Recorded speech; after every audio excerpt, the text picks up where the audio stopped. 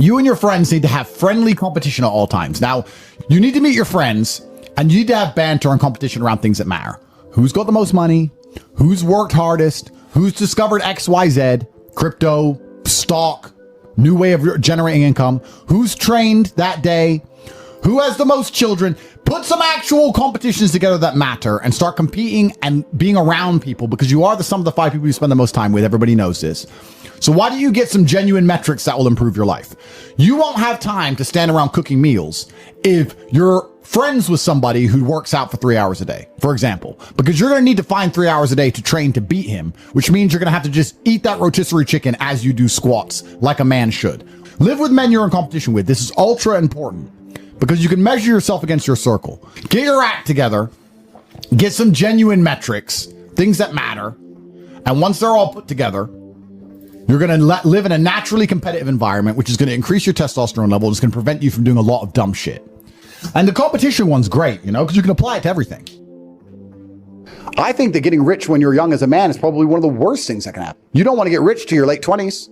You want to spend all your 20s broke. Broke and grinding. Broke, grinding, training. If I had money at 18, 19, I would have skipped so many experiences and so many hard lessons. I'd be a fraction of the man I am today. So I don't like the idea of kids just gambling and getting lucky. Yeah. Now, that's the worst thing that can happen to a young man. He's skipping all the struggle, all the pain and suffering he's going to attempt to skip with money. He's going to end up suffering more in the end, but he's going to just lose, lose, lose. I often see that when I speak to people who are too comfortable, they end up being unhappy. Yeah. You can't entertain yourself to happiness. You must earn happiness. You must climb a mountain. You must struggle yourself to happiness. That's extremely important. There must be physical, mental, social, creative, some kind of spiritual struggle. And those things being satisfied is what's going to satisfy you. It's like Bitcoin. Bitcoin's a mathematical equation. You solve the equation, you get a Bitcoin. Life is very much the same. There's struggles, there's difficulties which you have undertaken, which you have adopted to try and complete. And when you finish those things, then you get satisfaction as a reward. That's the Bitcoin. The only other alternative to that to feel good is hedonism. And that's not going to satisfy you for very long. And it's also going to destroy your life. So it's extremely important. Masculine competition is fun. I think what's fun as a man is being the best at anything, right? So I live in a very masculine environment because masculine competition drives you forward. We all work together. We all work inside of the company and we're very successful. But yeah, I don't really know what's fun anymore. I just feel like nothing's really fun anymore besides working hard. Or you need an activity which is so adrenaline filled that it distracts you, which is why I love driving fast cars and fighting, because it's the only time I'm not thinking about work. Yeah, so I'm happy just to get my work done, and maybe I'm starting to get old after all. I'm 37, I'm getting old. I see my kids, I do my emails, I train hard, maybe go for a drive with the car, maybe get a coffee. That's it. Oh, he doesn't go to the gym because of XYZ or he feels down. That's fine, but he needs to go to the gym. So we can talk about all the reasons he doesn't go forever. That's a very long, lifelong conversation, but he needs to go. So we've removed the needs and we've removed the hard facts and the duty and the honor and the commitments, and we've replaced it all with this subjectiveness. And there's nothing more subjective than feelings. How I feel inside on a day I say I'm happy might be the exact same way someone feels inside on the day they say they're sad, because their expectation might be higher for happy because they only think they're happy when they're running around laughing like a child. I don't really give a shit how the men I know feel because they have things they need to do. And as long as they're going to do them like they're supposed to do them, I don't really care that much. And if they were to come to me and say they feel down about something and they had a good reason, I wouldn't be insensitive. That's fine. But we're talking about a death of a family member or something. And we're talking about 1 or 2 days until you just get back to life. You have things to do. If you're injecting struggle and that struggle, solving those problems lead to a positive place, once you become addicted to it, you're going to become a machine of monumental achievement. There are some very simple, basic things you can do. Weight training, chess, having debates, trying your very best to take care of your mother, retire her. Make sure that your people who you love are taken care of. You need goals and resistance and something to fight against to live well. Because the distance between pain and joy is what we experience. If you only have joy all of the time and no pain, you are not going to be happy. You don't need fun. Fun is the vector from which Satan operates. Every time you look at something which is fun, it's all just hedonistic. There's no money to be made. You don't retire your mother. You don't help the world. You don't give to charity. You don't become stronger. You don't become wiser. You don't learn anything. Experiences are unique. Jail was a unique experience. Bunch of fun. Unique. Life's not about fun as a man. Life is about doing the right thing because it must be done. Now, there are some things that are fun which can be earned. And there are some things which are fun that you could do, which perhaps involve skill. Driving a supercar around a racetrack is fun. It involves skill. You have to be good at what you do. Cool. But a lot of this fun that is easily accessible to everyone, because not everybody can get a Ferrari on a closed racetrack. I can. You can't because you're poor. You do not need fun until you've already reached the highest possible echelon. So this whole idea that you need fun in your life, you don't. What you need is purpose. You need discipline. You need hard work. You need things to do which are going to benefit you and the others around you. You need duty. You need obligations. And you need performance metrics. You need people around you who are going to hold you accountable. You're nobodies. You're not important. Nobody knows who you are. You're not physically strong. You're not financially wealthy. You have bigger concerns. Your obsession with fun is holding you back. These things you think are fun aren't fun. Action solves all things. Time solves all things. God solves all things. And to sit around and be obsessed with feelings is highly feminine. I don't like that energy around me. If I feel sad, I don't cry. Just get on with life. It's the adult mentality. So I'm not sure. Feelings don't cross my mind, if that makes sense. They don't cross my mind because they don't affect my day. So it doesn't change anything. So I have other things to think about. People are afraid of accepting there's a problem because then they know they have a responsibility towards fixing it. Yeah. And they don't want to do anything, one, because they're lazy, and two, because they're afraid they might lose. So they'd rather pretend there's no problem at all. And I think I often say to people in a lot of my videos about a lot of other subjects that it's not always the winning and the losing. It's the fighting in the first place. And there's plenty of men in history you remember who ended up losing in the end. Napoleon, for example, who still fought, which is why they mattered. It's not, if you're only going to fight when you're guaranteed to win, then no bravery is required. And you have to fight so that you can look back on your life and feel happy that you tried to do something when you knew it was going on before it was too late. Forget about the winning and losing for now. Focus on the fight. You must wait for the moment when the opponent's mind is scattered and strike without hesitation. If you do not overcome your tendency to give up so easily, your life will lead to nothing. Objectify your demons so you control them instead of them controlling you. Fear is a reaction. Courage is a decision. You have to train your mind to be stronger than your emotions, especially your impulses, or else you're going to lose yourself. You will only be found by the devil once you are lost, and he will lead you to hell. Most of the important things in the world have been accomplished by men who kept fighting when there seemed to be no hope at all. That's a good slogan for life. You should wake up, look in the mirror, and say, suddenly, the champion returns with initiative and vengeance. Truthfully, a man, I believe, is being able to do the things that are hard or do things you don't want to do because you're supposed to do them. I think that's what a man's always been. A man is supposed to be strong. He needs to be strong, so he has to become strong. That's his job. A man is supposed to be brave. It's not that you can't feel fear. It's that you have to be brave. Oh, an attacker's here. I'm afraid, but I'm a man, so I will go and engage the attacker. It is my job. And now we're teaching men, you don't have to do what you don't feel like doing. You can do what you do feel like doing. The thing that people struggle with most, especially men, is that we only learn lessons the hard way. That's the problem. You want to be good at learning lessons the easy way, which is really paying attention and making sure the feedback you're receiving, you need to be perceptive to it so that it doesn't have to be so hard hitting. You need to be the kind of person who goes out for a drive and his wheels slide a bit and he slows down. But what people typically do is they go out for a drive, their wheels slide a little bit, they continue, and then they crash. And then they realize I should have slowed down once they hit a tree. They only learn the hard way. But when they got the easy little bits of feedback, they didn't want to pay attention to them because it was easy and they thought they got away with it. And it's the same with a relationship and the same with everything else. There's little bits of feedback. You go, okay, this is going to be a problem later on if I continue. But they ignore that part. They wait for it all to blow up and go wrong. And then they learn. So men only learn the hard way. And the reason they're sitting at home, even if they don't admit to these ailments, wondering why they're so unhappy all the time, is because you're fighting an internal battle. Your monologue is different in your mind from what your spirit truly wants. You want to be respected. You want to be strong. You want to stand up for what you know is right. You want to be a man, and you're just too afraid to engage the enemy. So you're going to self-destruct. You're going to turn on yourself. There's a fire inside of you. There's a fire inside of absolutely every man, and you can either direct it at your enemy and do your very best to destroy him, or it's going to burn inside of you and eat you alive. You have to make a choice. The cowardice that you feel that prevents you from engaging the enemy is the biggest betrayal, because now you're just engaging yourself. The battle's certain either way. So I strongly recommend you find who the enemy is and direct your efforts towards their destruction, as opposed to sitting there allowing yourself to self-immolate. This is actually why people are addicted to video games. Young men are addicted to video games because it mimics virtually what they ought to be doing in the real world. Yeah. Effort in to upgrade their character to become a better version of themselves so they can do better things than they could previously do and explore new areas of the map. You understand this in video games, and you do it in video games because it's very interesting to do. However, you don't want to do it in the real world. But in the real world, it's so much more rewarding. And I actually going to argue that we're living in one of the final periods where that's true. I'd say in a few generations, who you are and who your physical body is may not matter nearly as much. No, but it does matter today. A lot. Exactly. So that's why you should enjoy it while you can. I believe if you lift, stretch, move, improve your body, try and train MMA, learn how to fight, get stronger, get bigger muscles, it's a fast track to self-discipline, which will carry over into all other endeavors. And I would argue that is nearly impossible. In fact, how many people can say the gym saved their life? How many people do you know were depressed, started training, got in fantastic shape, and weren't depressed anymore?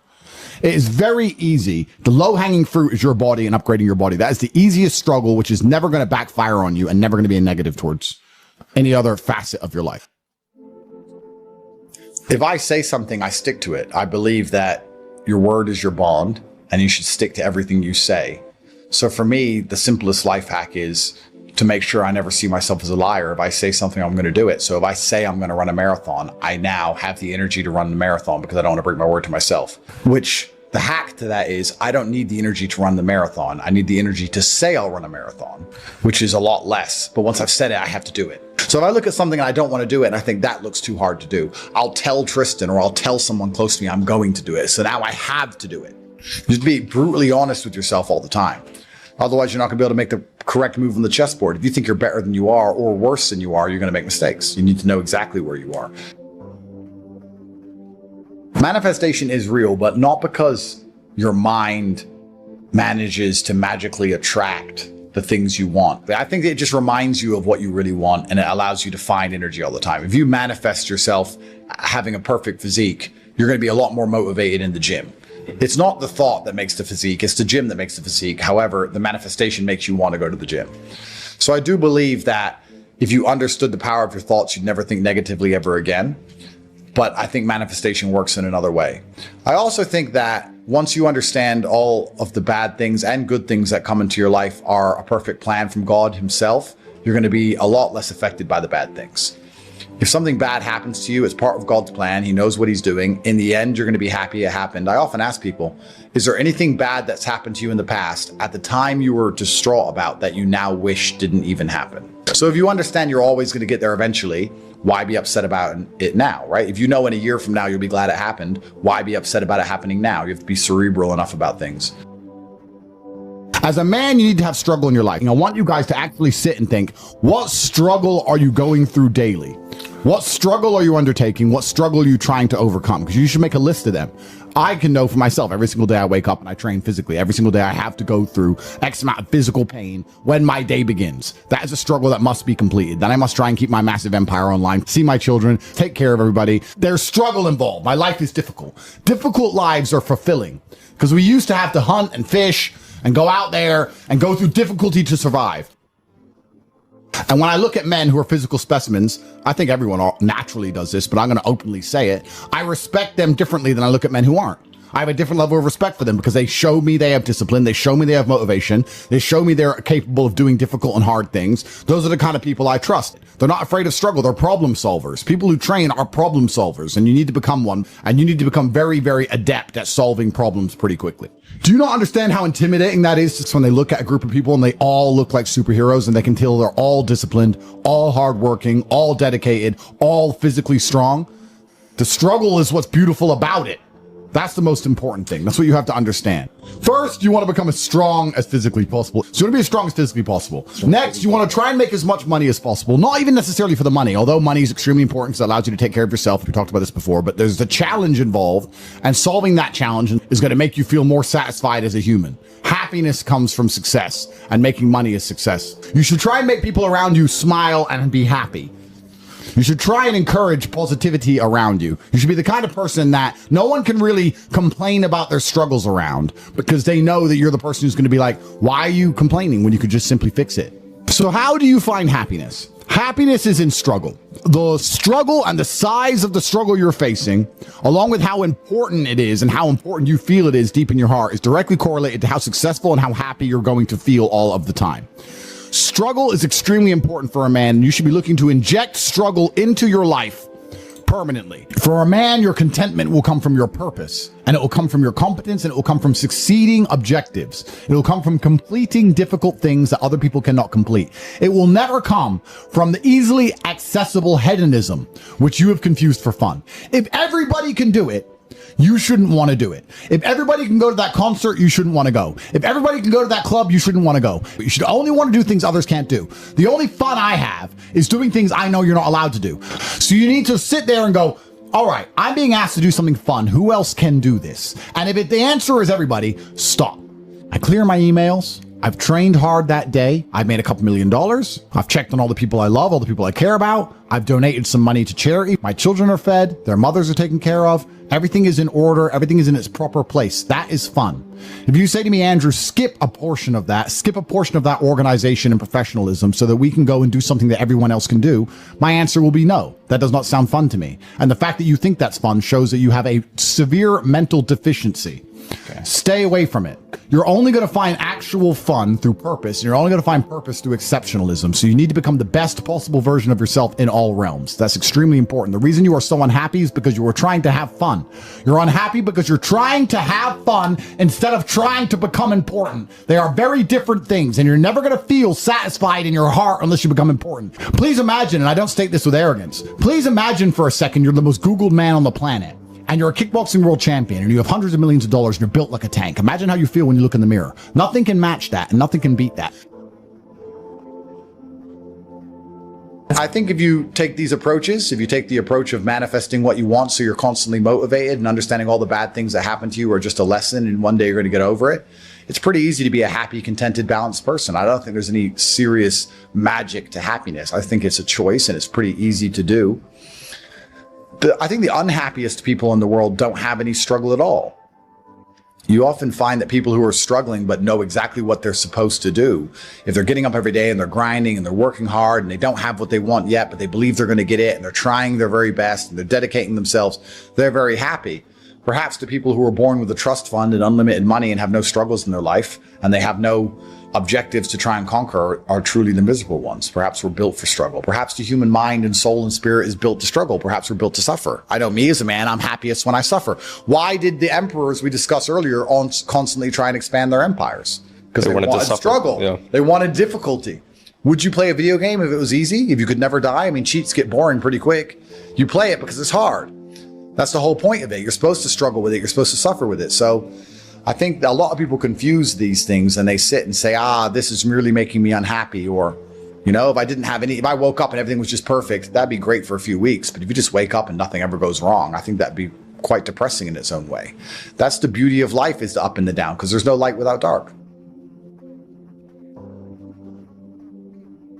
Look at your daily routine. Be honest with yourself. How much time do you spend in real pain? Not fake, meaningless stress, not little annoyances, but real gut-wrenching, character-building pain. The kind that forges men into warriors. The kind that breaks the weak and hardens the strong. Do you train your body until it feels like it's going to collapse? Do you work so hard on your goals that your brain feels like it's on fire? Do you force yourself to suffer when every part of you wants to quit? If not, then you are still living like a coward. Because let me tell you something, greatness is built on pain. The reason most of you will never reach the top is because you love your weak little comforts too much.